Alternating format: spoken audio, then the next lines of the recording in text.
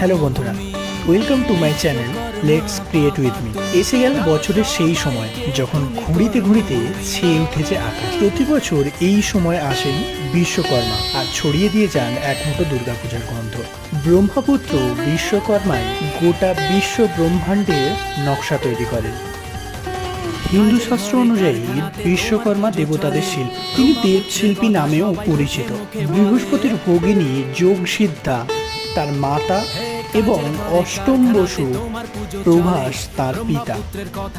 হিন্দু পুরাণ জুড়ে রয়েছে বিশ্বকর্মার বিভিন্ন নির্মাণ। সত্য, ত্রেতা, দাপর, কলি 4 যুগ ধরে ছড়িয়ে রয়েছে বিশ্বকর্মার অমর কীর্তিরা। সত্য যুগে বিশ্বকর্মা তৈরি করেছিলেন স্বর্গলোক। ত্রেতা যুগে বিশ্বকর্মা সৃষ্টি করেন সোনার লঙ্কা।